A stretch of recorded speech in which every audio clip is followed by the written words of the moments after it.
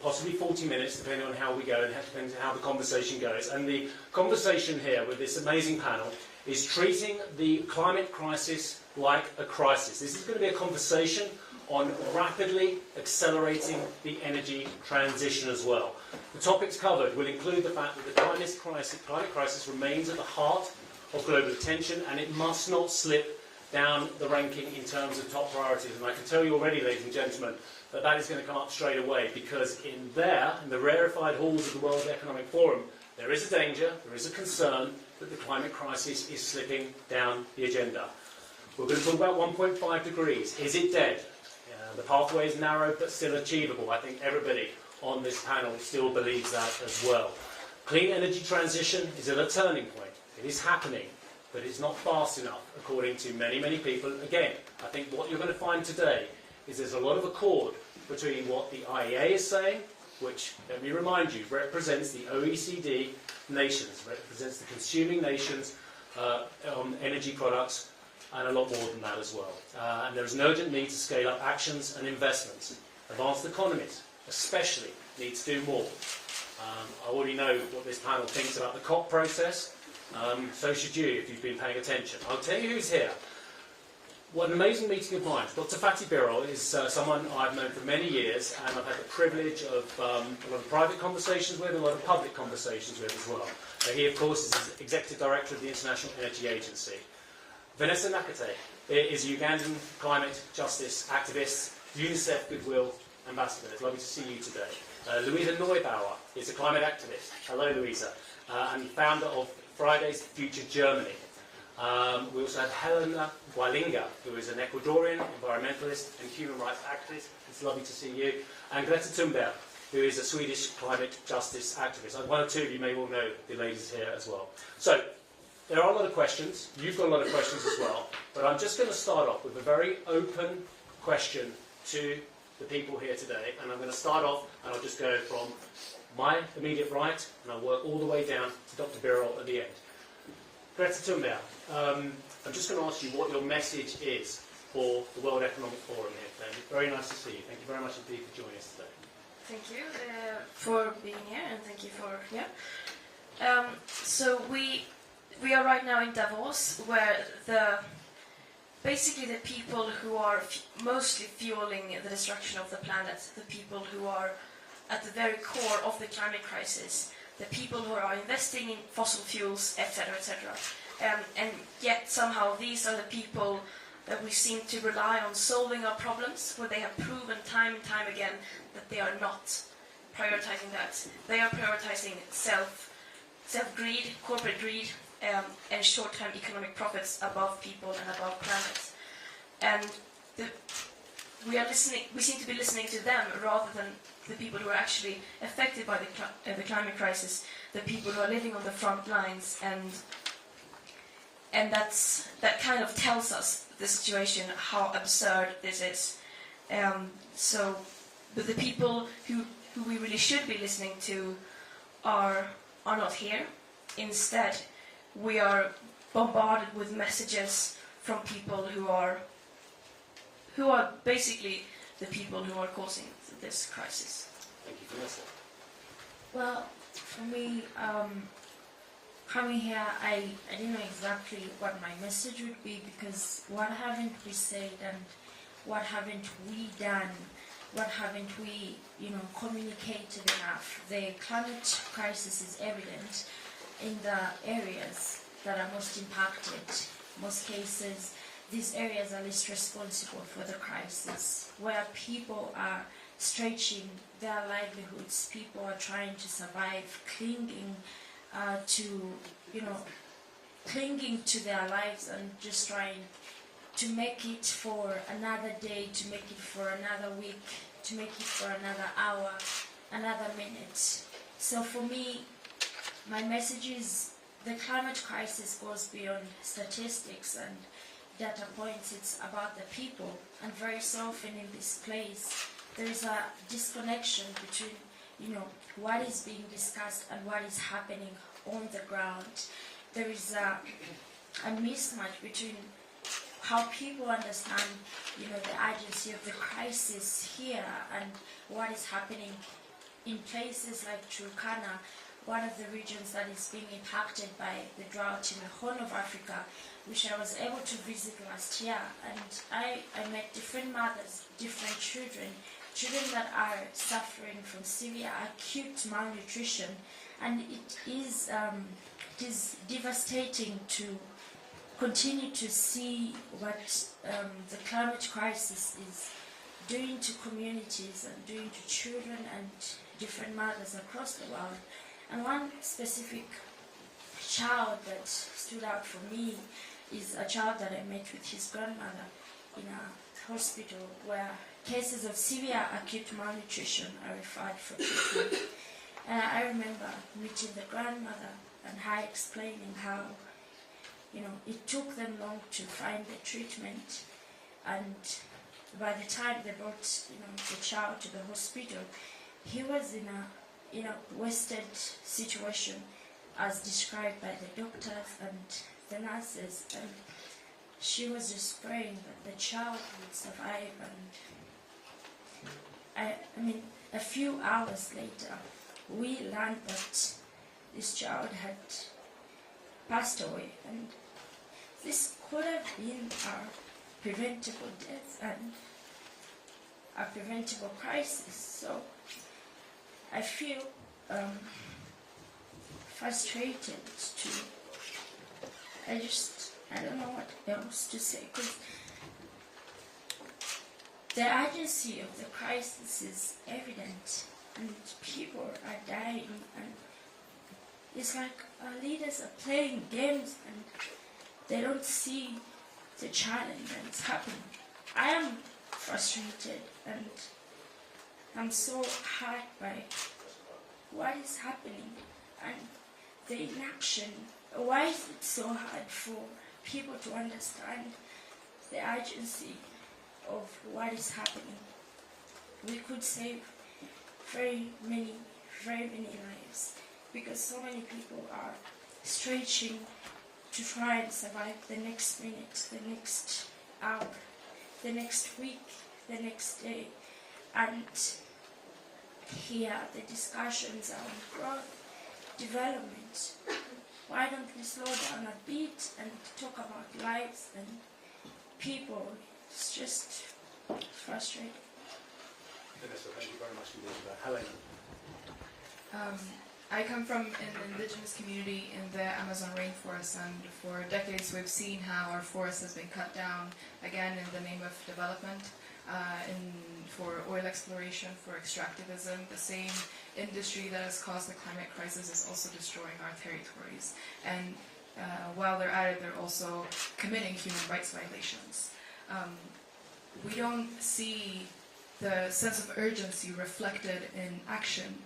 Indigenous communities, indigenous peoples, youth, scientists, we've all been pointing towards a direction where the oil industry they're not going there. They're not going there, the world leaders are not going there.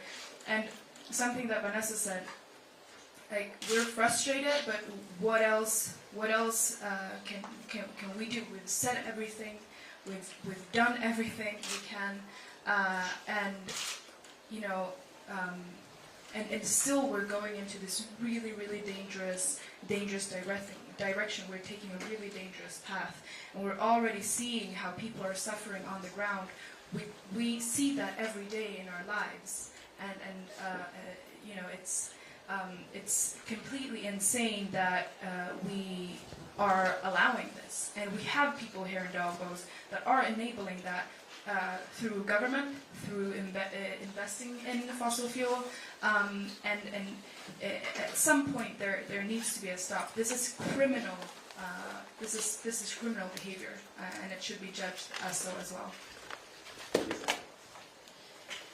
Yes, I'm a climate justice activist from Germany, and I spent the last week with Greta and many others defending livelihoods against coal diggers in the Rhineland in Germany, which is the largest single source of CO2 of the whole of Europe. And many people then said, oh, it's an interesting change of scenery coming from the mud in Lützerath to Davos, whereas we walked through the dirty mat in Lützerath, and now we're in Davos witnessing dirty deals being made, so I'm not sure how much of a change that actually is. Chancellor Scholz yesterday said that the future belongs to renewables, and I think there's one part of the sentence that he left out, which is the future does not belong to the fossil fuels. And if we look at the business plans, however, of the big fossil fuel industries worldwide, 96% of oil and gas industry plan to expand, even though we know that the science is very clear, the numbers are very clear, there cannot be any fossil fuel expansion happening everywhere. Yet the business plans and the investment plans, they tell a different story. And what does it mean? What kind of message is coming from that? And the message is, I think, quite clear. The future will not belong to the fossil fuel industries, but they won't lead into that future themselves. As long as fossil fuels get to make the rules of the end of the fossil fuel era, there will not be an end of the fossil fuel era. Someone will have to draw the line. Someone will have to say enough is enough and end the destruction. And that end, and I think we can be certain here, will not come from the industries themselves. And it will not come from slow plans to transition to somewhere. Right now we see that across the world an expansion and an intention is being planned when it comes to fossil fuels. So as long as fossil fuel industries are planning to expand, someone else will have to say no to that. That's why we're turning to the EIA, that's why we're turning to governments worldwide, that's why we're going to the streets. And we also know that as long as investors like BlackRock, like Deutsche Bank, like Qatar, who are the lead investors of RWE, who we fought against last week, as long as they plan to invest in new fossil fuels, they are on the wrong side here. And maybe they don't want to know that, but we can be very certain about that, and we're not going to shy away from spreading that message. Thank you, Luisa. Look, one thing that's very clear is that seeing four very powerful activists here on the outside of WEC is very interesting, but in terms of bringing the dialogue with powerful institutions such as the IEA, I think it is absolutely fabulous that A, the four of you are here, but B, that Fatih, you have come as well, because not only are you here, and I think it's great you are, but you've also got a view to what's going on in there. Now, the ladies have already said that there is inaction going on inside the halls of the Congress. They have already said that there is no sense of action despite the words, despite, we've just had COP27, I was at COP26, and we're at COP21, 15. How different is what you're hearing here to the sense of urgency in there, Fatih? Thanks, Steve. First of all, many thanks for the invitation. I think me being here is already a very important signal that I wanted to give the word. But may I first things first, may I first thank to Greta. Vanessa, dear Vanessa, thank you very much. Helena and Luisa, thank you very much what you have been doing. Steve, my message is the following. Energy is responsible for about 80% of the emissions causing climate change. Okay? If we are not able to transform the energy sector, we have no chance whatsoever to reach our climate targets. So we have to transform the energy sector, making it clean, making it secure. And when I look at today the international agenda, the global agenda, including here in Davos, why we have to see that the climate change needs to get more attention, unfortunately, the attention to climate change is sliding down. I find it rather worrying, and it is the reason I thought it is now time to ring the alarm bells, bring the climate crisis together with other crises, the energy crisis, food crisis, at the top of the international policy agenda. And I think this is my main message. Climate agenda needs to get, it is a priority in the agenda of the decision. Let me just get something straight, Fatih, because the activists believe there can be no new fossil fuels projects in order to hit 1.5 degrees. You believe there should be no more fossil fuel exploration, production, new facilities to reach 1.5 degrees. Why is it that the most preeminent organisation, perhaps globally, certainly amongst consuming nations, is saying that, and yet new production is going ahead? So, Steve, the issue is we have to keep the temperature increase to 1.5 degrees Celsius. If it goes above that, the rather fragile equilibrium of our planet will be distorted. We will be all in trouble. In order to do that, we need to get energy from clean, carbon-free energy sources. Okay? And to do that, the magic word is investment. Today, investment in clean energy. Today, the world invests about $1.5 trillion. In order to be in line with our climate targets, it needs to go to $4 trillion clean energy investments. And most of them need to come from the developing countries, hopefully with the help of the rich advanced countries. Now, if we do that, if we bring our energy from clean energy sources, then we don't need any more coal, we don't need any more oil and gas, new investments there. But the point of departure is making clean energy investments and having a clean, secure energy future for all. And there is enough money worldwide, there is enough capital. What we have to do is capital and clean energy projects, especially in developing countries, need to meet. And what is missing, in my view, is the international political will. If it was there, this would have happened because we have enough sun, we have enough wind, and electric cars are growing. There is a lot of technological innovation, and we have a lot of potential to see the clean energy to dominate. But unfortunately, what we are seeing today is there is a transition happening, not at the pace that we would like to see, especially once again in the emerging and developing world. Thank you, Fatih. Greta, you have spoken inside the realms of the COP process. You have spoken outside of the UNFCCC process. You have been inside where talking, and now you're outside. I've done a lot of work just looking at the way you've changed, and you just seem to be on the outside now rather than talking to people on the inside. And I think that's a great shame, because I've been speaking to some amazing people in there the last week, including the Pakistan Minister for Climate Change, who was incredibly powerful, about 1,000-kilometre lakes that just appeared, about farmers having to deal with 50-degree plus heat as well. Do you not feel that your very strong voice actually would continue to do good work if you were actually talking to those powerful people and to those people and just giving them some leadership? Well, first of all, there are already activists doing that, and I think that if there should be activists inside speaking to these people, it should be those on the front lines and not privileged people like me who are not experiencing the first-hand consequences of the climate crisis. But then again, I think that right now the changes that we need are not very likely to come from the inside. Rather, I believe they will come from the bottom up, so to speak. Because without public pressure, without massive public pressure from the outside, at least in my experience, these people are going to go as far as they possibly can. As long as they can get away with it, they will continue to invest in fossil fuels. They will continue to throw people under the bus for their own gain. So I believe that the changes we need right now needs to happen on the outside. We need to build and create a critical mass of people who demand change, who demand justice. And of course, we could do that also from the inside, but yeah.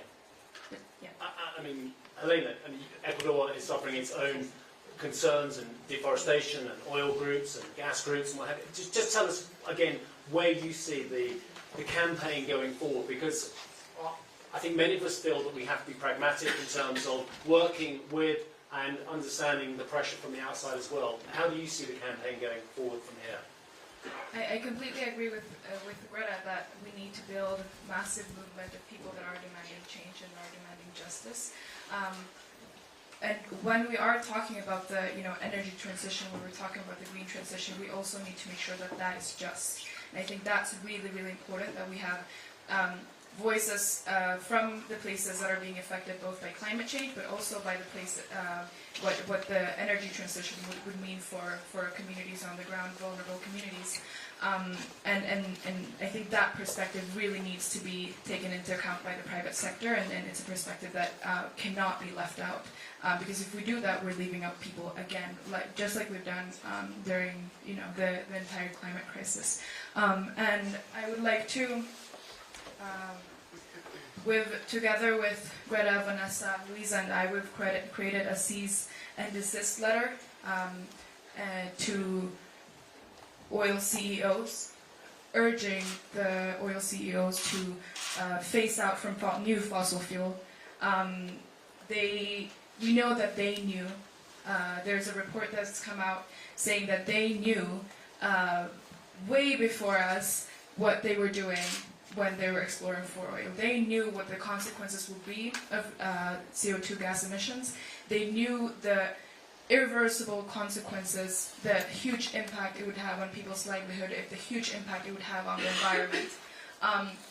We launched this a couple of days ago, and we're almost reaching 900,000 signatures, which really shows the commitment of youth, it really shows the commitment of civil society and people, and the change that we are demanding. And this is a message to these CEOs and decision makers of how urgently we want and we need change. And we are very happy to see that this message is in fact in line with what the EIA says very clearly, that there cannot be any fossil fuel expansion happening anywhere. Fossil fuel industries had 40 years' time to prove that they're up to anything good. They clearly failed. And so the message is very clear, and this is not just clear to us activists, it is clear to people everywhere, especially those fighting at the front line. So we are very happy for you to be here today, and we would very much invite you to carry on this message with us, Mr. Birol. So we already have our open letter on 18th of May 2021, when we made the clean transformation of the global energy sector net zero 2050. We made our report.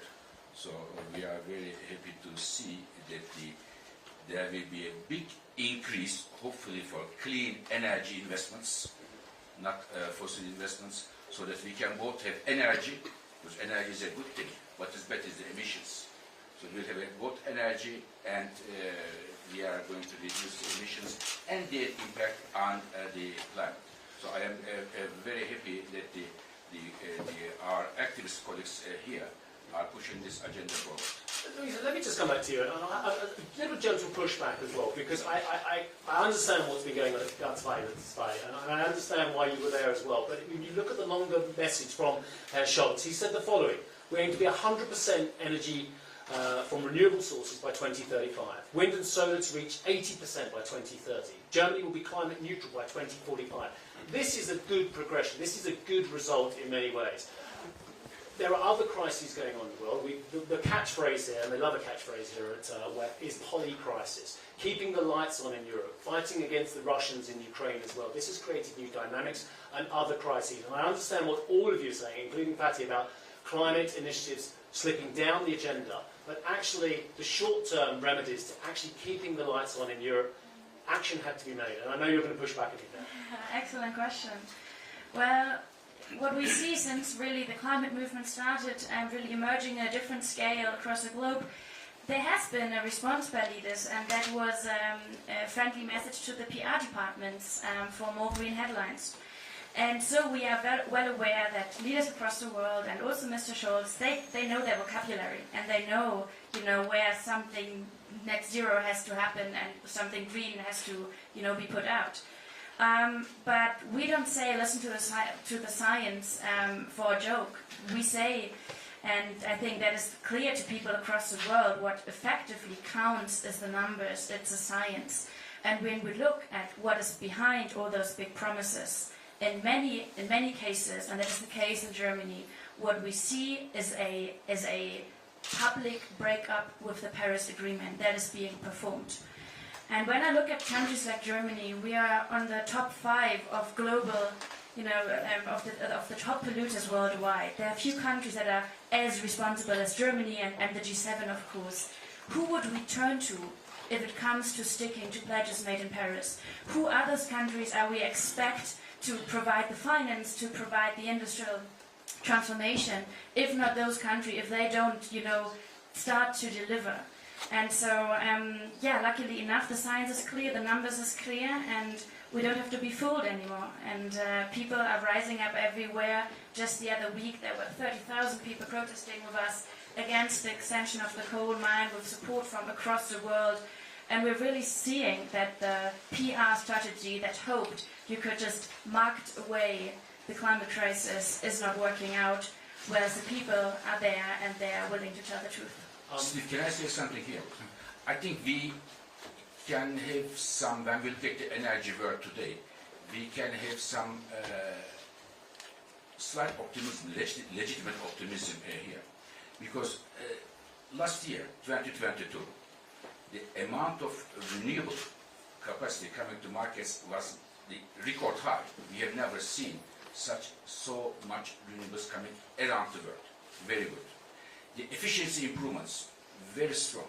And a lot of clean energy technologies are growing. The issue is, there are two issues here. One, they are not growing fast enough. They should be to be in line with 1.5. The second, for me, the nerve center of the problem, the emerging and developing countries in Africa, in Asia and Latin America.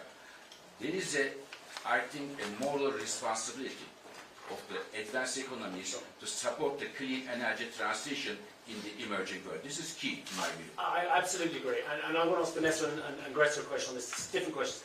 Vanessa, one of the key parts of the UN FCC process and the COP27 has been that actually financing for developing nations is being seen as absolutely key to the success. We can't just have the rich West finding renewables if there isn't support for the developing nations. Are you seeing any evidence of that on your travels and of course your heartbreaking experiences? Is there any evidence that some of those promises are getting to ground zero? Well, I can speak from the most recently established Loss and Damage Fund at COP27.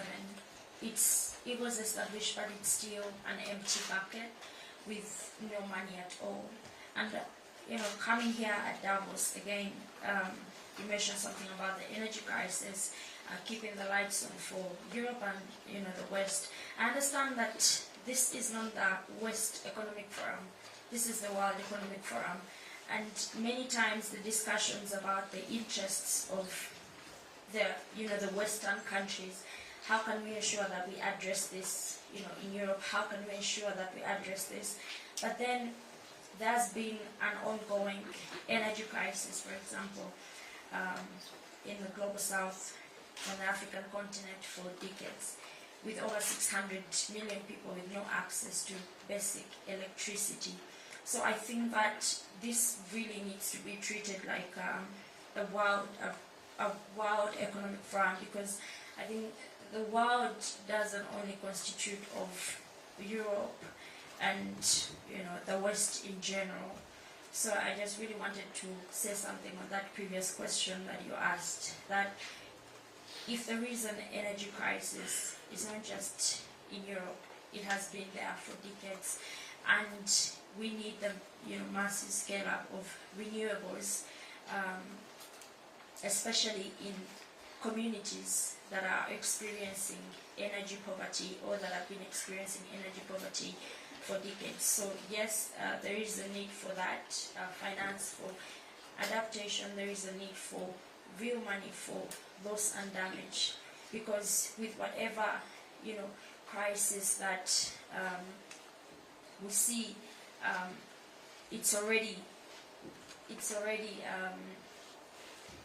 it's multiple in the countries, for example, in the global south, and even the discussions of 1.5, as the ultimate space of survival, but at 1.2 degrees, it's already a living hell for so many communities across the African continent, across the global south. So when we hear discussions of 1.5 as the place that will save us all, maybe it's a place that will save the Western countries, but at 1.2 it's already catastrophic for so many communities, and that's why it's really important that we cannot have any new fossil fuel investment.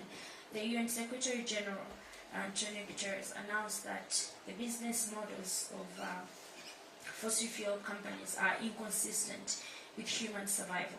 They're inconsistent with human existence. He already said it's more an economic madness to make any more of these investments. So to ensure that people are protected, not just in the West, but the entire world, we must phase out all the fossil fuels and let us go oil and gas, and massively support a transition to renewable energy, especially in the global south.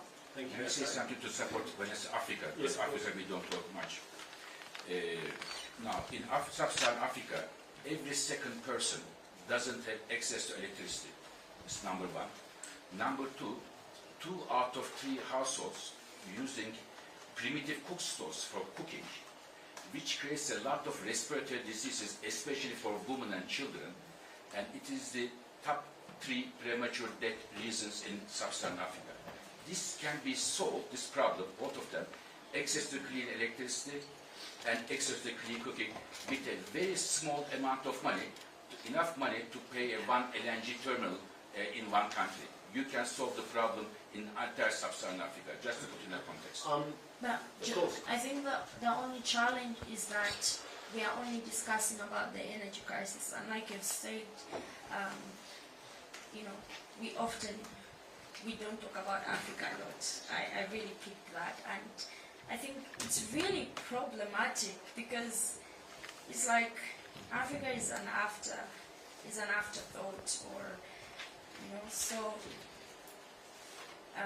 we're busy focusing on privileged countries while leaving out communities that have been suffering for decades. The world doesn't revolve only around the West. Yeah, and it's not just Africa or the West, or developing versus developed, because the ramifications in terms of migration and social issues will affect the whole world if indeed these aren't addressed. Greta, a very difficult question is, how should the developing world be allowed to develop? Should we actually allow, we can't not allow, but should it be okay for developing nations to use coal, to use oil, to use gas, to use fossil fuels, so they can industrialise, so they can keep the lights on, so they can provide feedstocks for agriculture? It's very tricky to know what developing nations should be able to do, rather than, again, the rich West that this concentration of a lot of this topic has been about. First of all, I think that the term developing countries is a bit misleading. It's not like they are underdeveloped, it's more like they are overexploited by other countries like ours. And I don't think I'm in the position to tell others what to do. The climate crisis boils down to justice and what's already happened. This is a cumulative crisis. What we do, the emissions we emit, stay in the atmosphere for a very, very long time and will continue to destabilize the biosphere for many, many generations to come. And of course, not only environmental effects, but also thus people. So who am I to say that I've had these privileges, but now others that haven't been able to do so shouldn't, because we are facing a crisis and so on. Of course, that's what the very roots of this crisis is, this mindset that some people are more worth than others and so on, that we seem to be sacrificing people for this. And this just, the thing that this does is that it only puts the so-called Western world in an even more responsible position. Not responsible, but you get what I mean. We have an even bigger responsibility.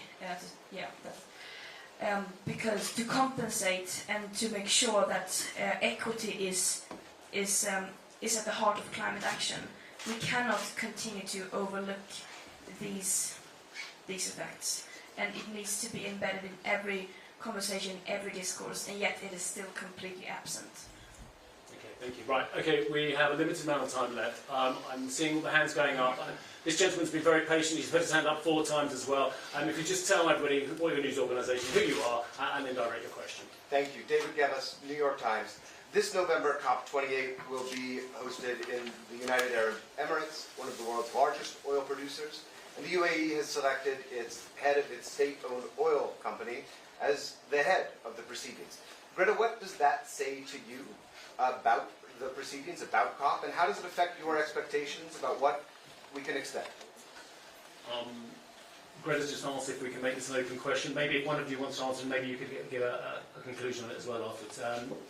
Luisa, Helena, do you want to pick up? Well, obviously it's ridiculous, and it's not new though. We've seen the last COP in Egypt and how fossil fuel lobbyists flooded space.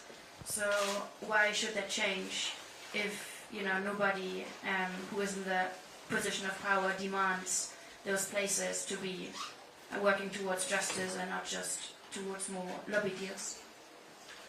I just think it sends a message also where we're headed right now, for putting the heads of fossil fuel companies to lead climate negotiations. We've had them investing and in COPs for decades now, and we've seen where that has led us, which is nowhere.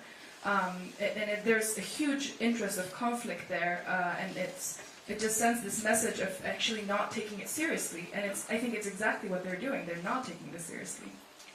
Vanessa, do you want to pick up on this as well? No? And just final word for your question. I mean, lobbyists have been influencing these conferences since basically forever, and this just puts a very clear face to it. Yeah, exactly as previous panelists have said, it's completely ridiculous. I think, who's on the next question? The gentleman here? Okay. My name is Hannes Koch, Tageszeitung Taz, Berlin, Mr. Birol. Germany's Chancellor Olaf Scholz is in favor of exploiting new gas resources off the coast of Senegal, West Africa, and he argues these gas resources would be a bridge for developing countries to get rid of coal power plants. What do you think of that argument? Now, first of all, as I said, Africa, we have to look at Africa very, very closely. Now, in terms of electricity generation, I believe almost all the new electricity generation in sub-Saharan Africa needs to come from renewables because it is cheap, especially solar. Let me give you one statistics which I find very disturbing. As I said today, in sub-Saharan Africa, 1 out of 2 people have no electricity, number 1. Number 2, sub-Saharan Africa has 40% of the global solar radiation, very rich. And number 3, the solar is the cheapest source of electricity generation in Africa. Yet, today, the amount of solar power capacity in sub-Saharan Africa is, just to give a context, 1/3 of the solar power capacity in Belgium. Think of the map, global map. How big is sub-Saharan Africa, how many people live there, and how big is Belgium. So from that point of view, there is a huge potential for electricity generation in sub-Saharan Africa. Having said that, there are some applications, because the energy you don't need only for electricity generation, you need for other things. Food processing, desalination of water. For these things, you may need fuels which can create high temperature heat. And here you can use gas. And here I would like to say that Africa's share in global emissions is 3% today. Even if, I don't think that it will happen, but even if Africa would develop all these natural gas resources, it will only go to 3.4%. So from that point of view, I would be very careful to put Africa in a different context than other countries. You can't compare Africa with other countries here. Thank you. Let's get a question from this lady over here. Hi, Mariah from ITV News. This is for Dr. Birol. We know that banks, despite their net zero pledges, continue to fund new oil and gas extraction. What's the IEA's view on this? Is it problematic? So, It is their money, first of all. It is not IES money. But I think I see three risks there. And because banks and others are saying they are putting this because of the energy crisis we are in. The first risk is if you today decide, even decide today, to build a new oil field, the first oil will come to the market in 6-7 years of time. It will not come tomorrow. There is a delay here. It will not be immediately ready. This is number one. Number two, I am not sure. 7 years of time, the global oil demand will still increase and we will need more oil in the future because the electric cars are growing very strongly. There will not be demand, so there may be a business risk for those banks. This is the second point. And the third point is, it is a climate risk. From this 3 point of view, the timing doesn't justify this energy crisis doesn't justify this 7 years. This is a business risk, and there is also the climate crisis. In general, if I may, Steve, one shouldn't imagine to justify the Russian invasion of Ukraine some large-scale fossil fuel investments. One shouldn't use it as an excuse. Right, let's get a question from this gentleman here who's been very patient. Thank you. Hi, everybody. My name is Uwe Häuser. I'm an editor with the German weekly Zeit.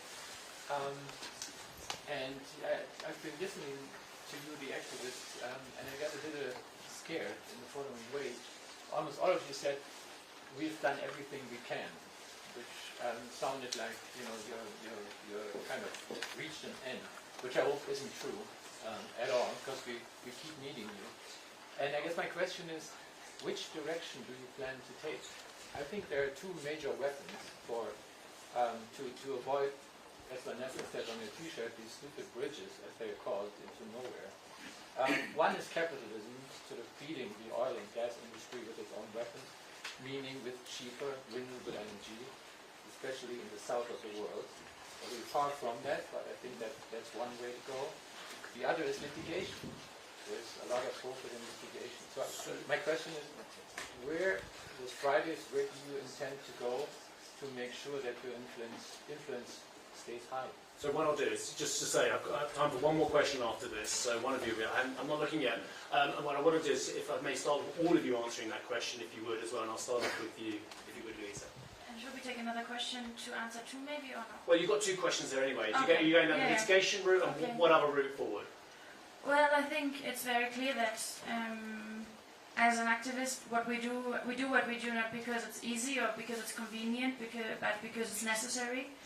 And we don't do it despite it's hard, but because it's hard and it's a tough run. And what we see, though, is that we are joined by forces across the globe. And luckily enough, we are more than ever. And we see the most unlikely alliances are building up.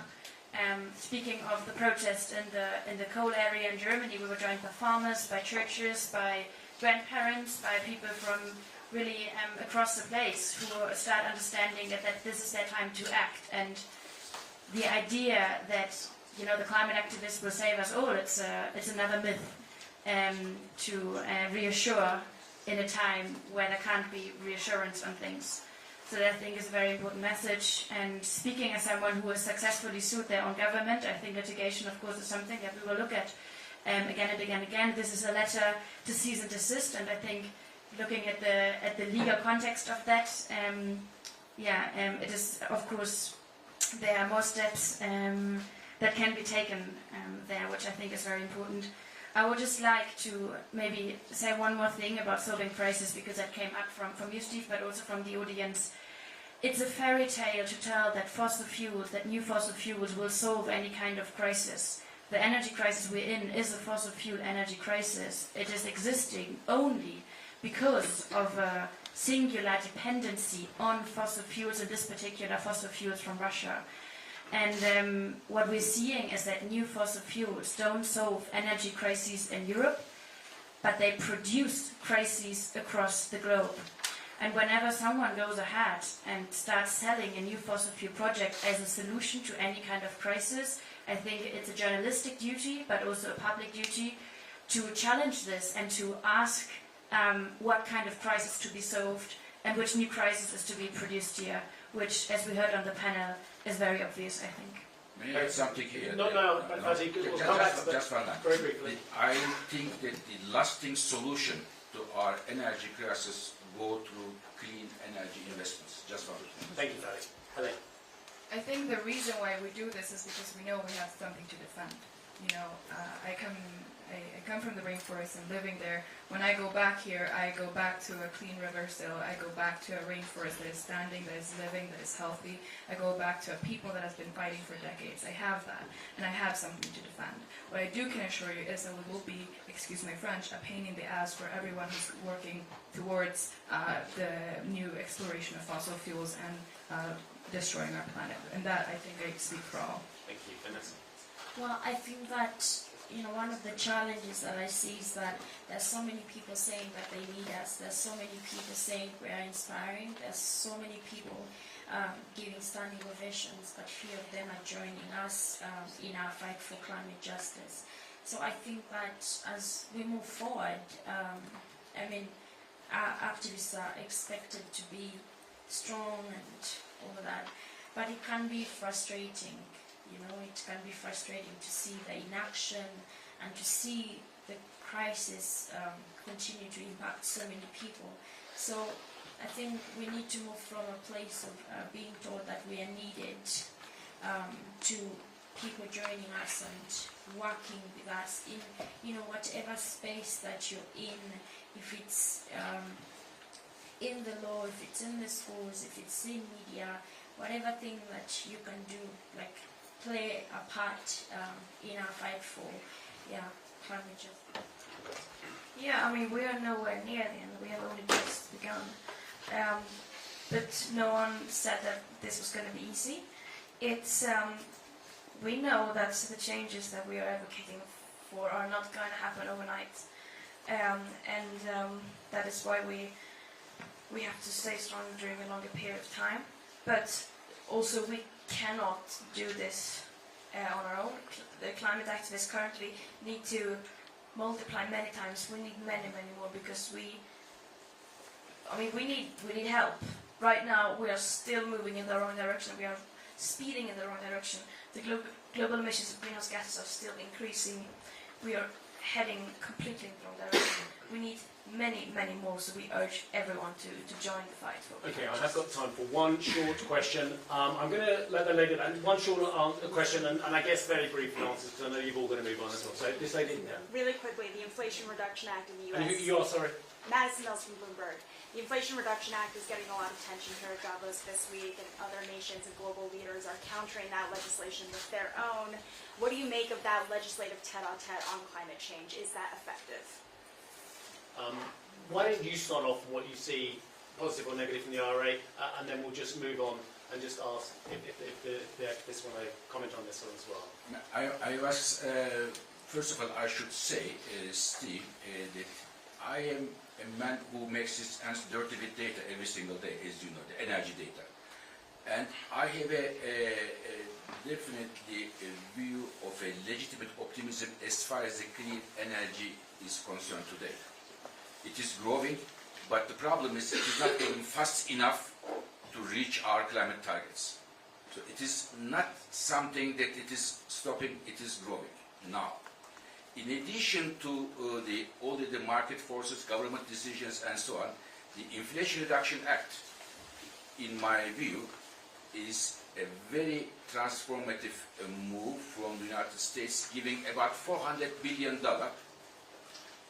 President Biden and his government to clean energy sources. It is solar, it is wind, it is electric cars, it is clean hydrogen and others. So therefore, I hope other countries, and India is moving in the same direction, I hope Europe will come at a response to address the clean energy. They all together have to reach our clean energy goals. So this is my hope, and Inflation Reduction Act is a step in that direction. So it's the public sector coming up with the carrot as well as stick. Does anyone want to comment on what's happening from the US government and what you hope other governments to do in terms of incentivising companies to look for more green initiatives? I don't think we do there. Yeah, okay. Right, why don't I ask a very final question then, and I would literally want a 10-second answer from all of you as well. I do want to end this and try and say, is there anything that you're seeing at the moment? I can tell you what I see as optimistic, but I'll tell you afterwards as well. Do you see anything at the moment going on that gives you a cause for optimism? We'll just go down the line very quickly. Greta. The people standing up and raising their voices against all that is happening. That's the hope right now. The hope comes from the people. Vanessa. Same. Helena. Same. And Luisa. Yeah, I think that They were excellent last words. I think we keep it to that. The power is with the people, and as Greta said, we urge many, many more to join. The term activist itself, hopefully, doesn't need to exist at some point anymore, because people have understood that standing up for the right to live and for livelihood shouldn't be an act of activism, but the most common thing of all. And maybe I can add to the people people on the ground are not giving up. They're still putting up, again, hell of a fight. Fatih, cause for optimism. Now, Steve, what I see is that this challenge is really very huge. Transforming the entire energy sector, which has been in place decades and decades. And to do that, in addition to technology, government support, and so on, we did one thing, in my view, most important. To bring together a grand coalition of the people who are genuinely interested to tackle climate change, those governments, civil society, companies who are genuinely interested to tackle climate change. And I think this grand coalition is happening slowly but surely, and this gives me optimism. And that is very similar to my optimism, the fact that we've got one of the most powerful men in energy sitting on a panel with four of the most powerful activists in climate change. So I just want to thank all of you. Dr. Fatih Birol, thank you very much indeed. It's been good to see you again. Luisa Neubauer, thank you very much indeed. Helena, Gualinga, really nice to meet you. Vanessa, Nakate, incredibly powerful. I mean, thank you very much indeed. And Greta Thunberg as well. Thank you very much indeed for joining us. A round of applause, please.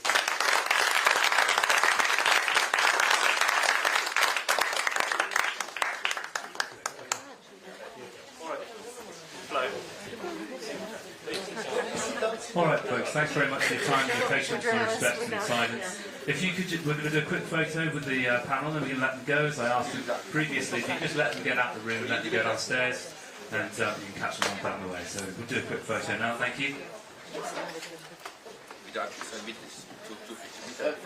Cameras.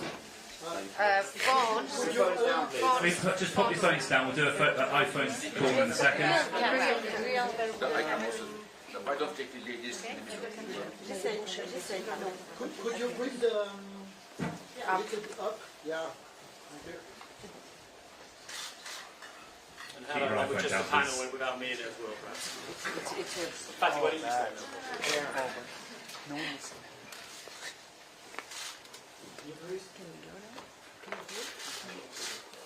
All right, thank you very Okay, much. we've got what we need. Thanks to the set. Just let them leave if we can. Just go to the path, thank you.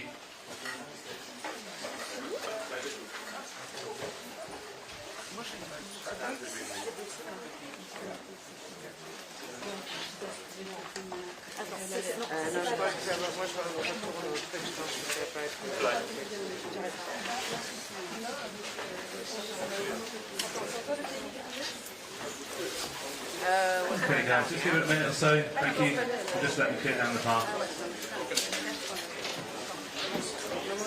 Alright team.